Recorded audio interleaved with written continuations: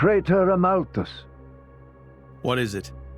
I have a report to make regarding the situation with the Aegis in Tantal. Please, come inside. Yes, Your Eminence.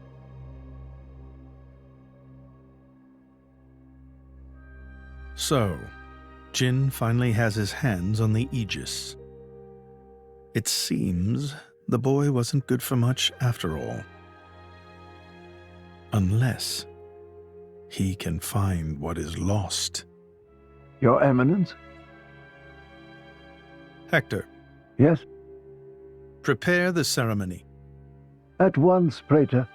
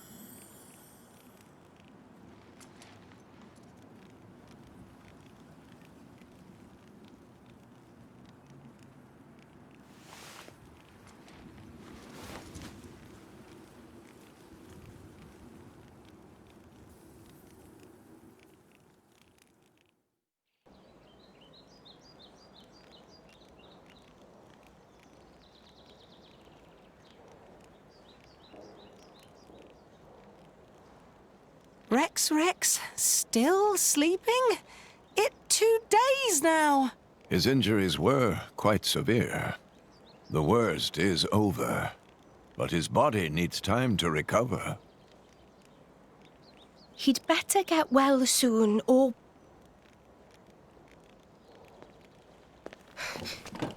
Rex?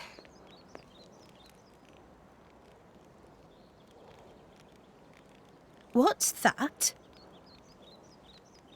I'm leaving. But where will you go? Good question.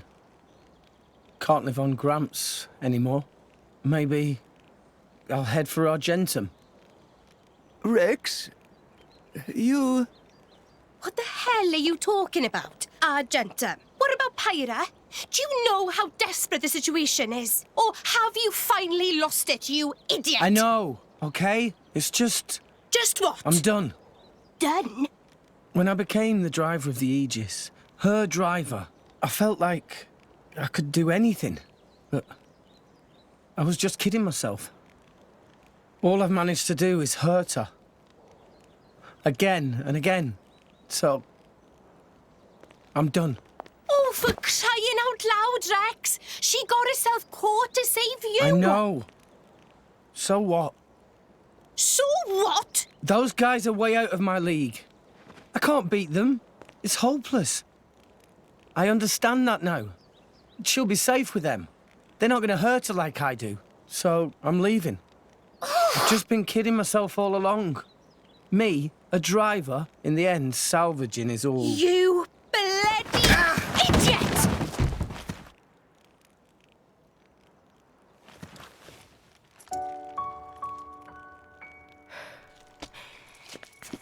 Hurts, yeah? But that pain's nothing compared to what Pyra must be feeling right now. She went with those bastards knowing full well how much it would hurt. For our sake, not hers. I get it, I know. But what do you want me to do? I couldn't even slow him down. Even the Artifice's attack couldn't touch him. What chance do I have against a guy like that? The more I fight, the more Pyra gets hurt. She'll be better off without me by her side.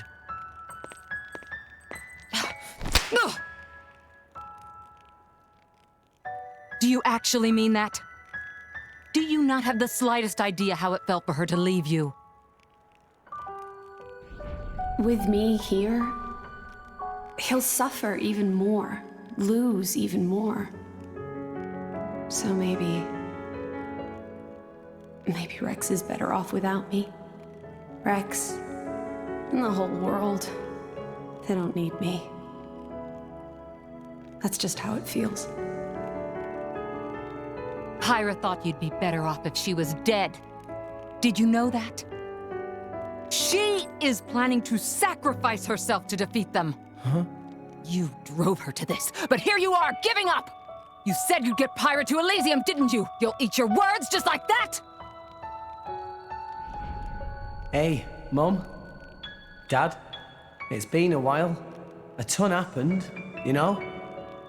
I became a driver. And this girl is Pyra, my new partner. I know you'd love her.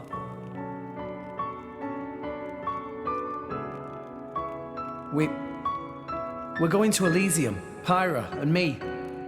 I don't know what's coming next, but you'll be watching over us, right, guys? Forget it.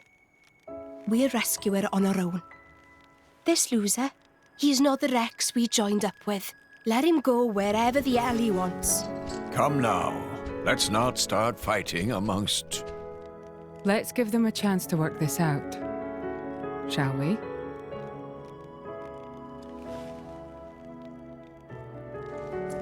You know, Nia quite right. Rex definitely not behaved like himself. Giving up after one loss? That not Rex I know at all. but... Now is not time for excuses! But... Poppy? Poppy is hurt to see Rex like this. Poppy and Master Pun are not real Blade and Driver. So Poppy and Master Pun looked up to Rex lots. Rex worked very, very hard to get this far. When Rex tries hard, Poppy and Master Pun try hard. Rex like bullseye we aim for. Without Rex, we not know which way to go. So please, Rex cannot give up and stop here. Poppy.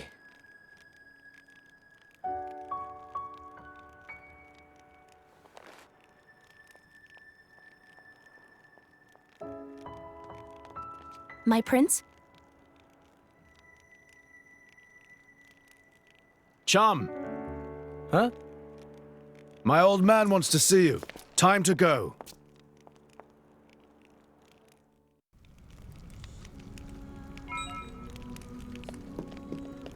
Hey, What a cutscene that we've never was. been here before, have we? Returned safely! I forgot to grab that smells landmark fresh. earlier, so I grabbed it now.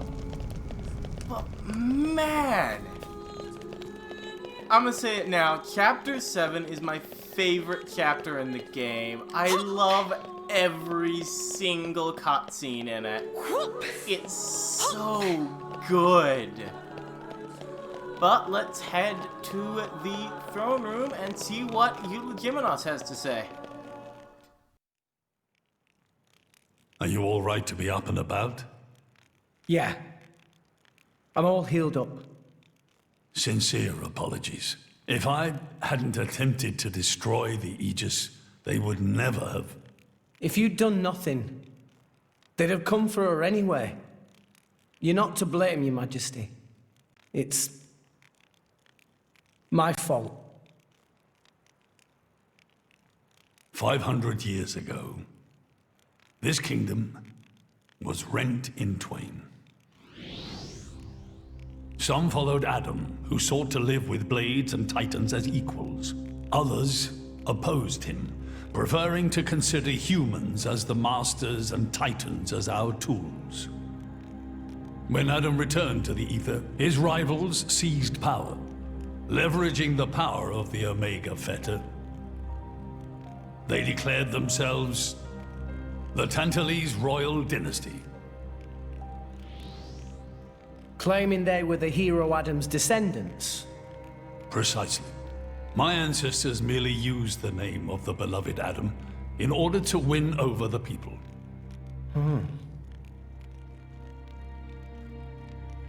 Before long, we resolved to protect ourselves from meddlesome foreigners by descending deep into the Cloud Sea, taking the dirty secret of our family's lineage with us. The Praetorium, for their part, did not protest. Can you guess why? No. They offered to stay silent in exchange for a certain resource.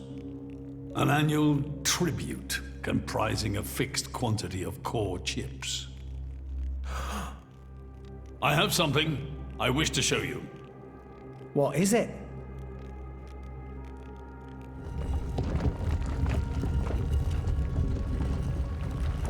What is this? This is Gembo's ether flow. The Titan draws in the fabric of the Cloud Sea and uses it as a source of energy. This energy flows throughout the Titan's body in the form of ether. Refining and crystallizing this ether creates core chips. This process is what you see before you. So, in other words, you're siphoning away a portion of the Titan's energy. Our cold climate and poor harvests, they are the unfortunate side effects of this process. I think I'm beginning to understand. Core chips are vital to every nation's military and energy policies. The Praetorium desired this power. How come? Allrest at the time was in crisis. But for the Praetorium, it was a precious chance to expand their sphere of influence. So they muscled in. As a result, Tantal fell into a chronic energy shortage. Then, well, you saw for yourselves. Near frozen Earth, failing crops, the Tantalese people are forced to live in abject poverty. So why not just leave the Cloud Sea? Genbo can move, right? Just go somewhere warmer. They fear contact with other nations. Too afraid it might expose the truth behind the legends they spun about Adam. That would explain their isolationism. Indeed. That was 5 centuries ago. Now the Aegis has awakened. The Praetorium is demanding we hand over the Omega Theta. They are threatening to reveal our secret if we do not acquiesce. Indollar? Threatening you? I get it now. That's what was in that letter. Enough was enough. I couldn't stand by and let the Tantalese people suffer any longer. Therefore, I made a decision. And that's why you... Yes. I knew there was a chance that the Praetorium would use the Aegis against us. But if I could neutralize her power, perhaps we would stand a chance of opposing them. And perhaps by saving my people from poverty, I could absolve the sins of my forefathers. You didn't think about using the Aegis' power yourself? Wielding such power is beyond my means. I am under no illusions. However, does the same apply to you? I felt something. When I looked in your eyes, I knew. Perhaps you are the one to whom we can entrust the Aegis' power. Father?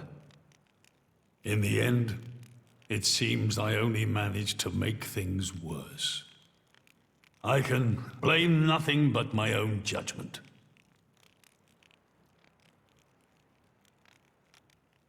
This tome records the deeds of the hero Adam. According to this, he saved the world from destruction using a white sword, and then disappeared, along with a red sword. White and red. It must mean Mithra and Pyra's swords. Whoever wrote this must have had a personal connection to Adam. And, most curiously, after Adam disappeared, the author of this book went looking for something. Something? The third Aegis sword. There's a third. Apparently, this sword was as transparent as diamond and gave off a clear, brilliant light. But Adam went his whole life without using the sword. In fact, he could not use it. What do you mean, couldn't? The sword was simply too powerful. Even he, the legendary hero, could not contain the power it commanded. And thus, fearing its power, he sealed it away somewhere. The author therefore surmised that this sword alone was the one true sword of the Aegis. Now, Rex, you were defeated by Jin. Doubtless that man is a powerful warrior. But even so, can this be right? Can the Aegis herself truly be outmatched by a single opposing blade? Would it not make more sense to presume that you lost because you have yet to unlock the true power of the Aegis? You mean I'm the one who's been holding them back?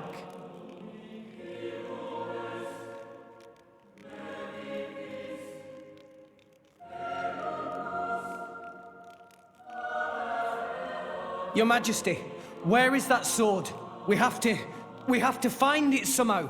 We have to find that sword and rescue Pyro and Mithra. Regrettably, the book does not specify the sword's location. But there must be. However, reading between the lines, it seems the author suspected that the sword lies somewhere in Leftheria. It's not much, but that's where I would begin the search. In Leftheria. Are you ready? Huh? Are you ready to do what it takes to be their true driver? Gramps? Well, are you, Rex? Yes! Of course! I'm going to be the driver that Pyra and Mithra deserve. And then, I'm gonna take them to Elysium. Then come with me. I'll show you the way.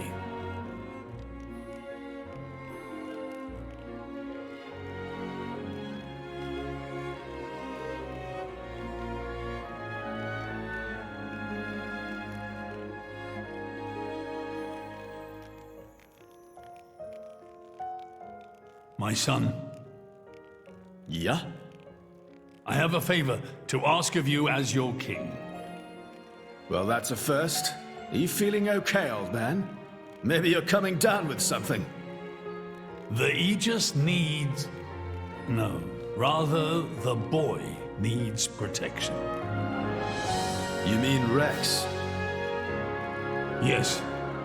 I saw something in that boy's eyes. A light that must never go out. Steady on, old man. People will get the wrong idea. Fine. Leave it to me. Thank you. Nah, it's not like I wasn't gonna go with him anyway.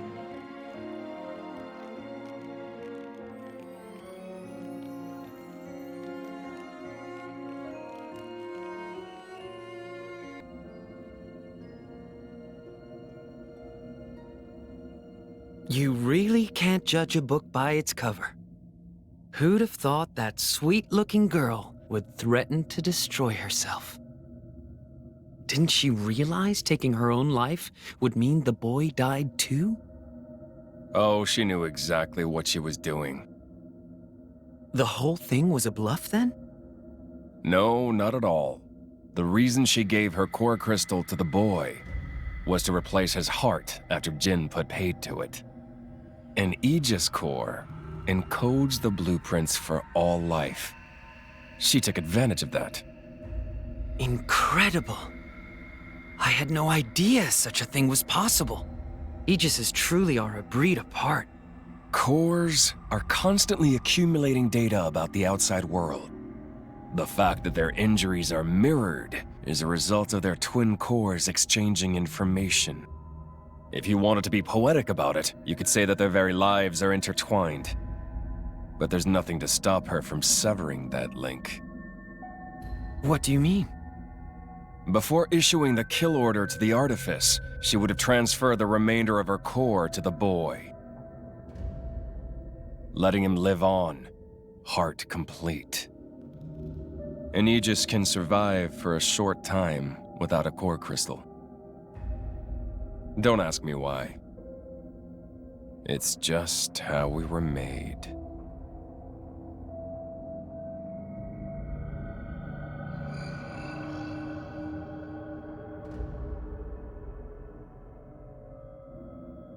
So that's the reason Jin agreed to her terms. He couldn't care less about the boy. But he wasn't about to lose this one. Simple as that. Come on, Rex. For the moment, let's return to Fonset Village. Back to the village? I'll explain everything in detail once we get there. Just head to Fonset for now. All right. Starting to go senile in his old age, or does he actually have something for us? Probably the latter. Let's head to Fonset Arch. What are we doing here? Did you know Fonset has another name? Huh? Hero's Rest. Hero? As in? Indeed. Fonset Village was founded by Adam himself at the end of his travels. After the war, Adam charged me with protecting the village.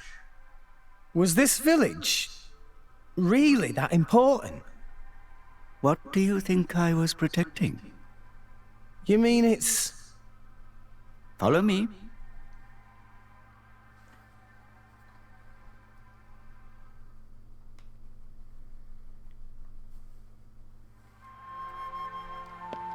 Well, let's follow him up the stairs to the village guardian. I'll just meet you there.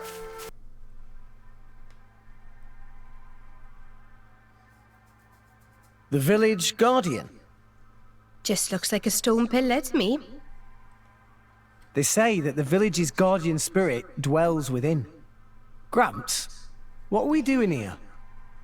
Rex, try turning the stone tablet clockwise. This?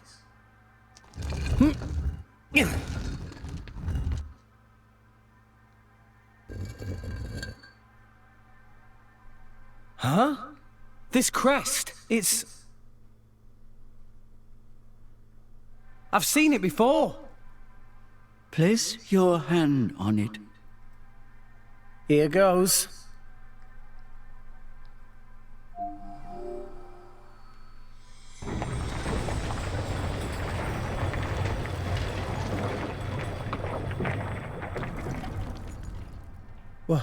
What's this? This passage leads into the very center of the archipelago. There lies the cavern known as Spirit Crucible Elpis. That's quite a name. This entrance and the gate of the Spirit Crucible are sealed in such a way that only a Leftherian can open them. Ah, so that's why Jin needed me back then. When Adam founded this village, he hid something deep within the body of the Titan that forms the archipelago's center. You mean the missing sword? I don't know how word of it got out, but many were led here by rumors of the legendary sword.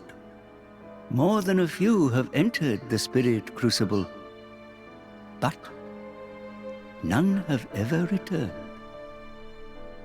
Is it really that dangerous? Adam wanted to ensure that the sword was securely sealed away. He put many measures in place to stop it falling into the wrong hands. Only the hands of someone worthy. Adam said that taking this sword would be the mark of the Aegis's true driver. The true driver? What do you say, Rex? I'll do it. No. I have to do it. Every moment we waste, Pyra and Mithra could be... Then you're ready for what lies ahead?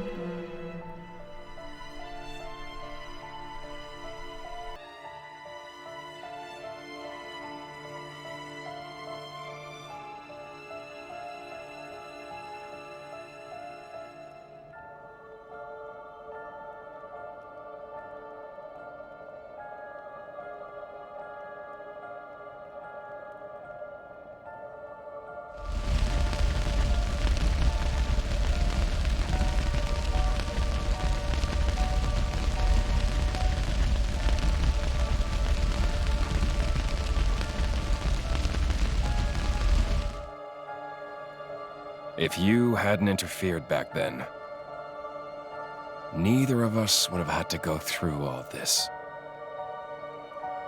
Now then, time to take back what I lost 500 years ago.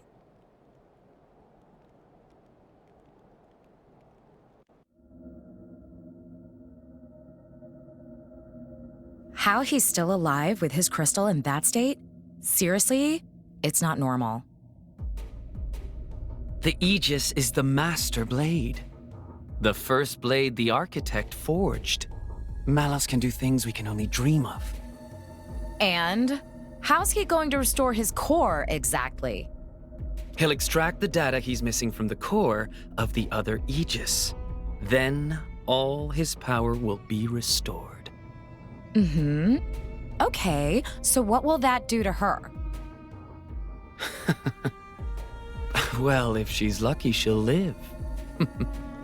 As an empty husk, that is. Rough deal. Malus doesn't hold back, huh? Don't blame me for this.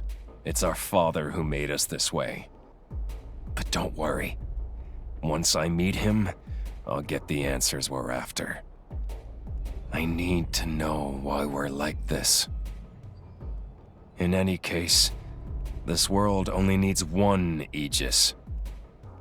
Don't you agree, Pyra?